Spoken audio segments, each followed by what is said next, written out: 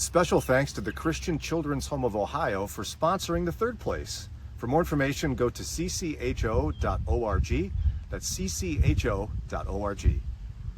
Christian Children's Home of Ohio provides a safe environment where children can find healing, discover hope, and experience unconditional love through certified trauma therapies designed to meet the needs of each child. Our 165-acre Worcester campus includes 4 cottages that are home to as many as 46 at-risk youth whose lives have been turned upside down by abuse, neglect, and trauma. We focus on helping residents build skills to live productive lives and reintegrate back into the community.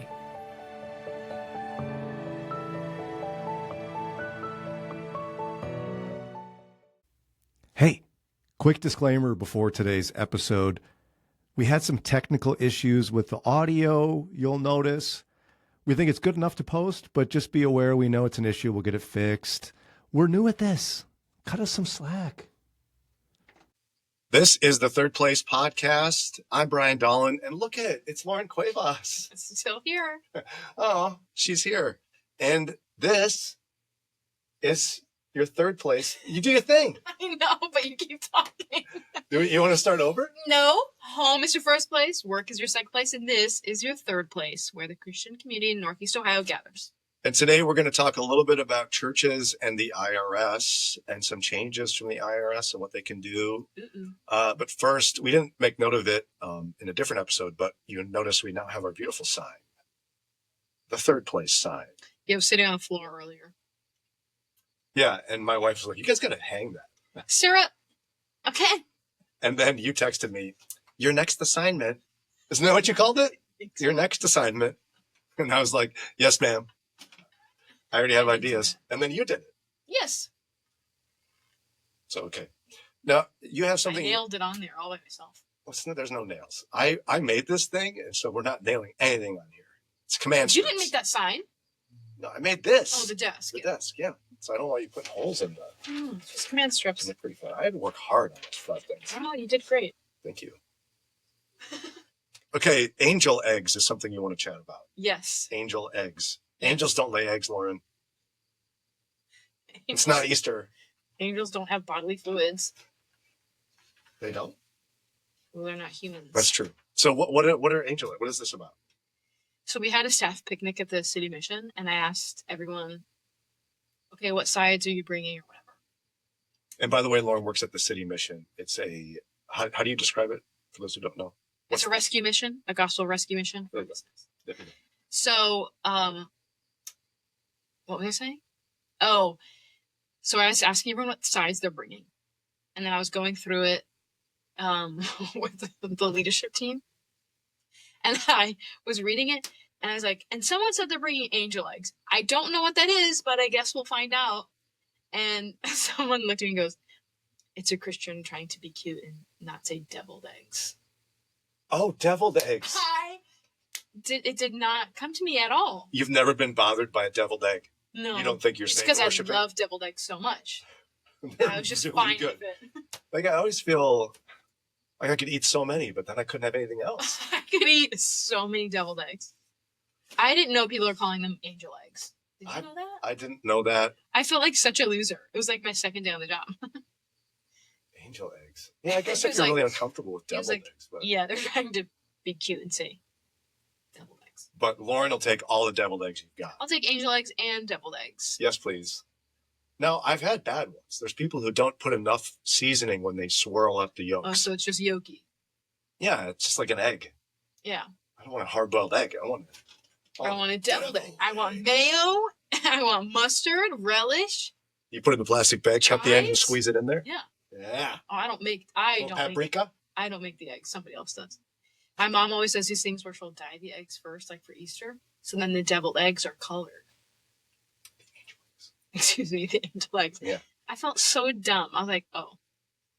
And speaking of angels, your son Trey has been talking about something related to where angels dwell. Yes, he came to me after church. Maybe it wasn't after church. I don't know when it was. I assume it was after church. And he kept talking about, like, I don't want to move. I don't want to change houses. And I was like, we're not. What are you talking about? I'm not leaving. We're staying here. This is our house. We're not leaving. And he does get a little freaked out about he calls our old brown house, which is our apartment that we had when he was first born. He doesn't remember it. He was 2 when he left, but he really talks about it a lot. So I thought it was one of those instances. After some digging, he's talking about heaven. He really didn't want to go to a new house in heaven. And I was like, oh, no, it's okay. You don't need to be like scared. I was like, we'll be there together. And he's like, but all my toys. And he's like, I don't want them. Are we going to bring all my toys? And I said, everything that brings us joy and makes us happy will be in heaven. Oh, I like how you put that because it's not specific. Right. It's like I heard the classic Don Cole response when About a kid dogs. called open line and said, yeah, will my dog be in heaven? He said, we don't know for sure, but when you get there, whistle and see if the dog comes. Oh, that's so sweet. It's a sweet way of answering that. I don't know. Yeah, basically, you're not going to want your toys in heaven because you're going to have so much joy and happiness. So, but it makes him happy. He's like, okay, well, my toys make me happy right now. So I understand that in heaven I'll be happy and joyful.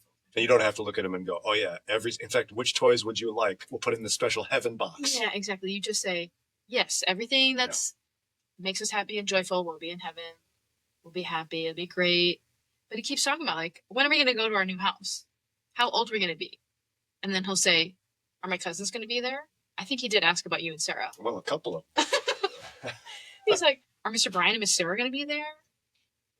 What did you say? I said, yes. I like, are Gigi and Pop's going to be there? Of course. His friends from church, are they going to? He's just everybody. Wow. They go through the list. Good for him. Yeah. Now, shifting gears, you and I have had a debate that you wanted to bring onto the show. What is it? It's my commonly utilized phrase. No. I forget the context. You and I were chatting about something. We were on the phone. I think we're revamping the grandfather effect. I think we were talking about that. Yeah, my podcast here is Grandfather Effect. We will be revamping it. And so I talked about not wanting it to be real like fancy pants, but the phrase you use is hotsy totsy. And you were like offended by hotsy totsy. Sorry, I've never heard the phrase hotsy totsy. Where you been? Under a rock somewhere? No. What do you say? I can't remember now. Fancy pantsy? No, it wasn't that. Now I got to look it up because it wasn't hotsy. Cutesy wootsy? No, it was something else. It's similar. And it was so similar. I was like, I think he means this, but it's not. No, he actually means hotsy totsy. In fact, wherever you're watching this, listening to this, in fact, go to your YouTube channel and tell us if it's hotsy totsy. Hoity toity. Hoity toity is it's a synonym. So I was like, he absolutely means hoity toity. No. And he forgot. And so he's saying hotsy totsy. It's like hoity toity. No, okay. So like if someone's asking, hey, would you like some dessert? My dad growing up, he'd go, just a skosh. That's what he wants, which means just a little bit, tiny bit. Like there's multiple ways to say, I want just a little bit. One of them's a skosh. Multiple ways to say fancy pants. You could do the hotsy totsy or cutesy wootsy. What is it? Hoity toity. Hoity toity. I don't say hoity toity. I say hotsy totsy. I've never heard that. Have you look it up on the Google? I did. And it's there. I found, let's see. It's there. The first thing that comes up, Hotsy Totsy Club. Is it a dance club? It's a cocktail bar. And they set it's probably pretty fancy. Their cocktails are set on fire. See? Hotsy totsy. It's in Albany, California. And then you scooch down to the scooch, not skosh. Dictionary. Scooch and skosh are totally different, Lauren. Don't do that. And it says Hotsy Totsy. Very pleasing or good. Hotsy totsy rhythms thrill the air. It feels like it's you should be a flapper. Another term for hoity-toity. That's what Google said. So, would you like to go ahead? Pontificate. No, because we're not in Minnesota where they say hotsy totsy. Nor are we in the 1920s. Right. I'm worried about the stock market crashing in the 1920s. Was that a good 1920s? So. I'm doing the Charleston. Can you do the Charleston? No, I don't even know what that is. I wouldn't even know where to start. Okay. I do like you have our little paper on the couch. Okay, I have something to share too. So before we get to the IRS thing, everyone's favorite topic. This one is interesting, trust me. So my family drove to Fort Benning, Georgia, Right. to visit my daughter Grace. She graduated from advanced infantry training and her turning blue ceremony, where she's now officially a soldier in the United States Army. It's 22 weeks of training. It's a big deal. It was a cool ceremony, the marching. We had pictures on our Facebook page, and Instagram. Yeah. So you can go check those out. So Sarah and I, we took 2 cars because we delivered my daughter Grace's car to her. She's allowed to have it now. She's allowed to have it. So we delivered that. And so there was a season where I was riding in my wife's car with my 2 boys. So I had my 13-year-old Matthias in the passenger seat, and then my 11-year-old Theodore was in the back seat. And it was way into this. It was a 12-hour trip, 12, 13-hour drive. So we're probably like 8 hours into this thing. It's getting a little loopy. Yeah. And so a lot of kids like to do that. You pull up to a semi and you're like, you want to get a honk. For those listening, you grab the air horn and you pull it. Yeah, they know. And the semi's like that. You think so? Some of them do. Some of them play along. What am I saying? Matthias, here's what he does. He decides it's hot in the car, so he takes his shirt off. So now you've got 13-year-old Matthias not wearing a shirt. Yeah, okay. And then he thought Why didn't you put in the air? I did. And it didn't matter to him. He's 13. And then he thought, rather than trying to get... in the sun? that was probably it. He thought what he would do is when we go up next to another car, not just a semi, any vehicle, he's going to flex his arm and look at them and try to get them to flex back or respond in some way. And so he starts doing this. No, he starts doing this, and pretty soon we're getting into like traffic.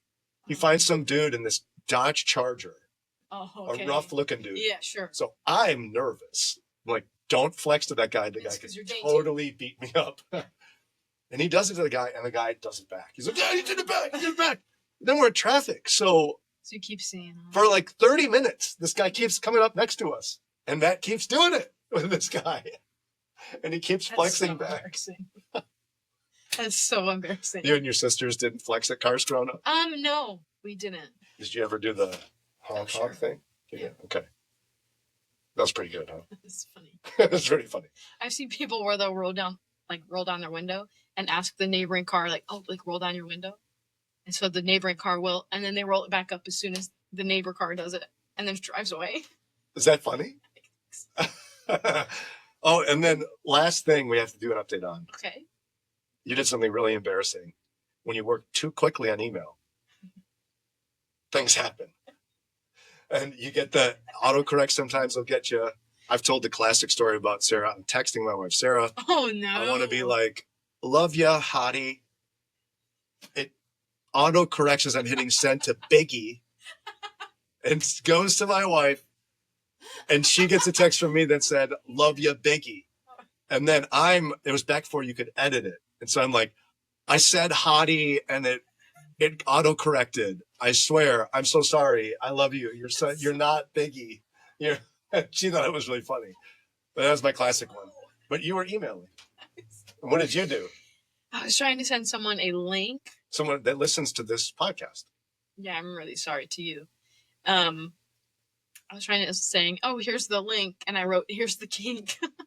Hit send. Yes. Could you retract the message? No, you couldn't edit it. So somebody else. And I said, oh my gosh, I meant link. I'm so sorry. You actually wrote that out. Yes. You can't leave it there. No.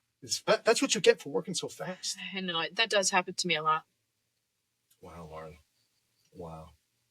I do like occasionally when Lauren texts me, I see. Oh, it's just. Lauren unsent a message. It tells you when when you delete a text. Yeah, I know. It actually tells you. Most of the time I just edit them. I don't unsend them. Every time. Every time. Yeah. Almost every time you text me, you edit it. I'm on the go. I'm running around the house. I've got children climbing on me.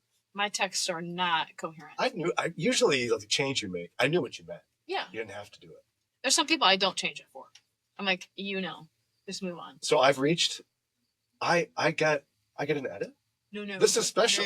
No. I edit it. No, I don't edit it for like my really close people, like my sisters, the 2 BFFs. I'm like, you just have to move on. Wow. You're just gonna have to keep. You're just gonna have to keep moving because. I thought I was totally getting. I was like in the in crowd. No, because I don't want you to misunderstand what I'm trying to say. This is really... Okay.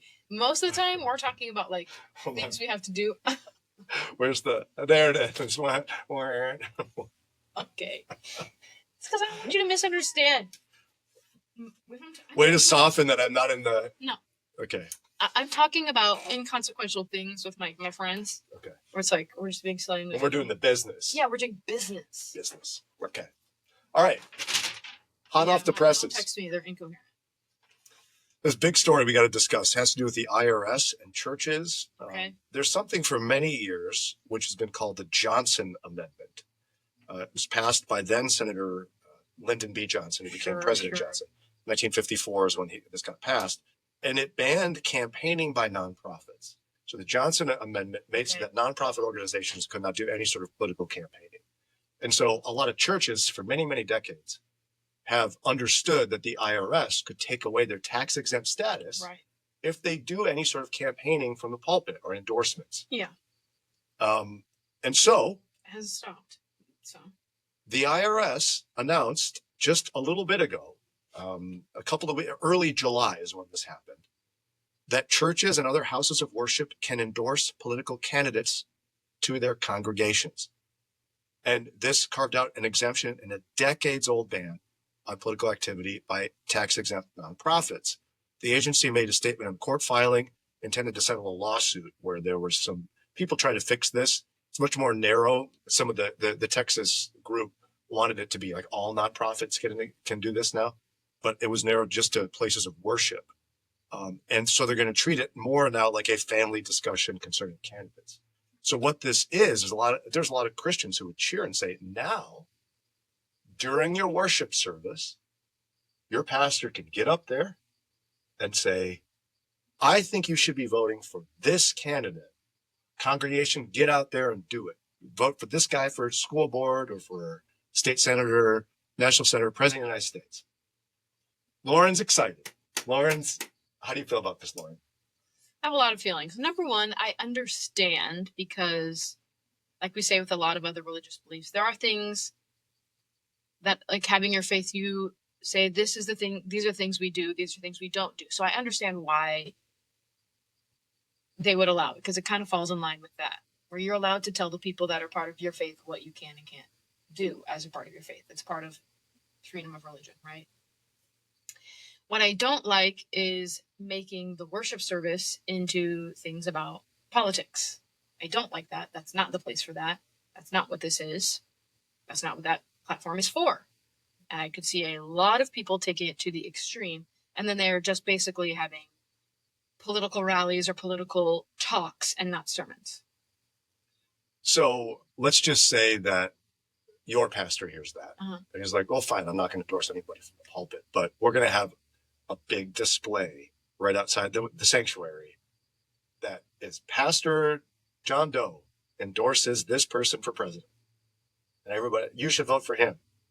Pastor says, would you be happy about that? No. Why? Scripture should inform your politics and how you treat people and how you go about voting for people. Politics should not inform how you go about church. Yep. And how your worship service should be held or what you should talk about at church. And I feel like that's like flipping it, and now it's the opposite of work.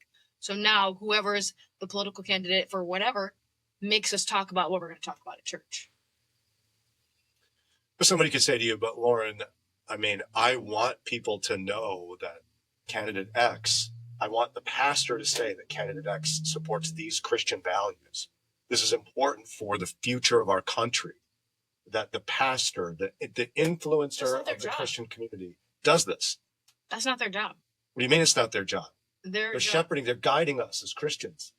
Yeah, they're guiding you as Christians. They're not guiding you as citizens of the United States. Yeah. But this thing... And also, what if it's that pastor is not super politically minded? What if that's not sometimes political things can be super convoluted and confusing, and it's not very clear. And so what if that's just not what his brain is good at, but he's a really, really good shepherd and he really cares about his people? So what now? Just because beg pardon, he's bad at one thing, he's not a good pastor anymore?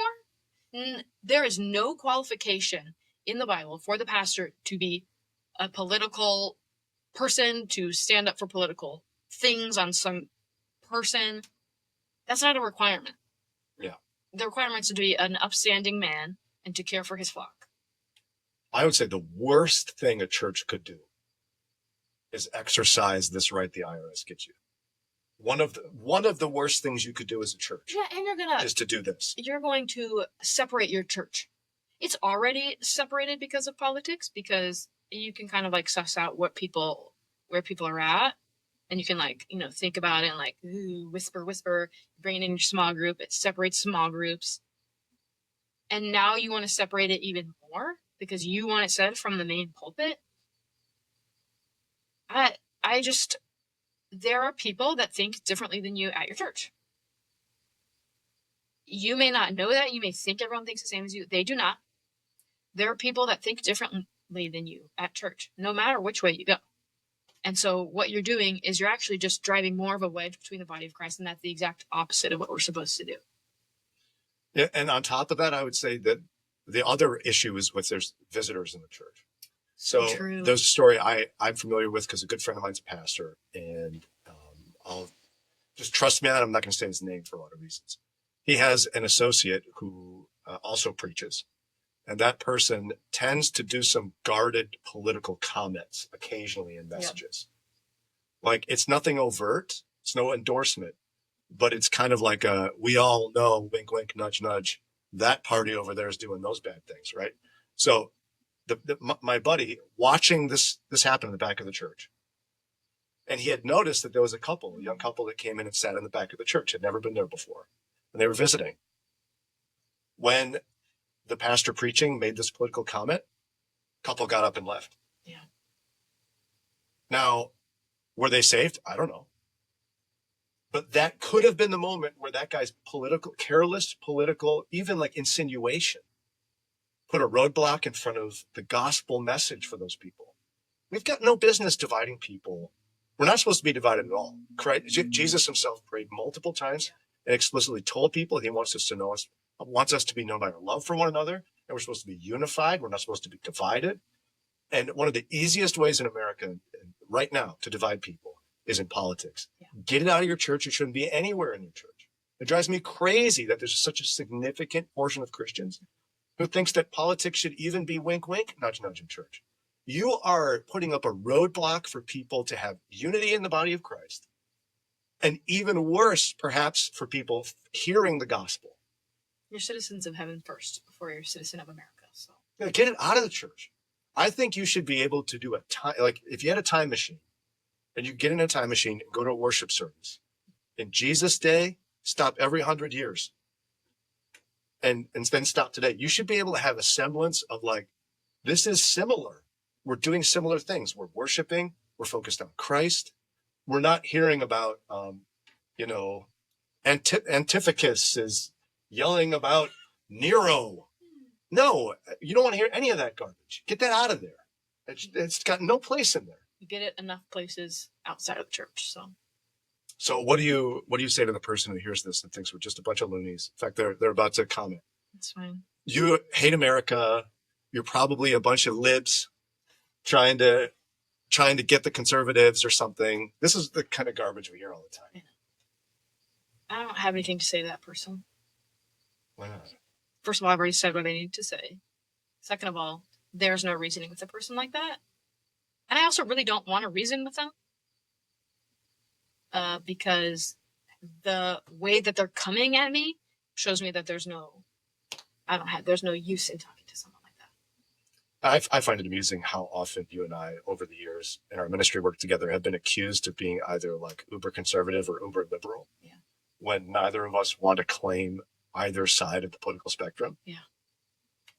I remember I talked to a guy who was real mad at me. He was listening to our old show. And you got to go soon, I know. Yeah. But this guy was listening to me on the old show, and I was talking about politics, and we talked off the air. And I was like, listen, I don't even use politics as a barometer for my faith. He's like, what? It took me a while to explain this to him, but I'm literally nonpartisan. I don't care what either party says about much of anything, What I'm going to do is I'm going to follow Christ. And sometimes that's going to cause me to support one party in one issue and the opposite party in another issue, and maybe some weird third party in a third issue. I don't know. I'm moving around, and I'm never going to find a candidate that perfectly fits my Christian faith. So I'm just going to have to go with the Holy Spirit conscience each election and not spout off about it to everybody. Nope. My allegiance is to Christ and Christ alone. I can be an American patriot, and I am. But at the same time, I am not going to endorse a candidate, and I'm not going to claim either party. I'm going to claim Christ, and I'm going to submit my life to whatever he demands of me in issues that relate to politics. Yep. So before we go, we didn't even do it. Go ahead, do it now. Christian Children's Home of Ohio, we love them. Christian Children's Home of Ohio, they're the best. They're one of our sponsors. I'm wearing the shirt. I've got the mug. Christian Children's Home of Ohio has been a sponsor of this podcast, and we are so grateful for them. They're a place that cares for kids who've experienced deep trauma. They've residential care. They have trauma-informed therapy, equine therapy. It's a beautiful facility. Don't miss your chance to support this Northeast Ohio ministry, making a huge difference for kids who need desperate help. Why wouldn't you want to support this? Go to ccho.org, ccho.org. And you have other ways you can support us as well. Yes, if you like the show, you can rate, review, subscribe on YouTube, Apple, Spotify, wherever you're listening or watching. That helps us get other people to see us. And reviewing and rating also helps people see us, okay? So subscribe, rate, review. Then the second thing you can do is go to patreon.com/thethirdplacepodcast. That's like bonus content. That's all that Patreon is. It's bonus content. Videos and blogs from Daria. The Moron Moment. Pause for Prayer with Cindy Ferrini started this week. So go to patreon.com/thethirdplacepodcast and you get exclusive access to that content. Last comment I'll make is I've had weeks where I'm here recording and I keep pointing up at the logo being right here for our friends at Christian Children's Home of Ohio. And I shake my head at myself every time I edit these because it's actually right there over Lauren's head. And I'm so mad at myself about getting it wrong so many times that I didn't fix anything. I just had myself pointing at the air. I didn't move any logos or anything to shame myself. It's right there, Christian Children's Home of Ohio. All right, that does it for today's edition of the Third Place Podcast. Bye.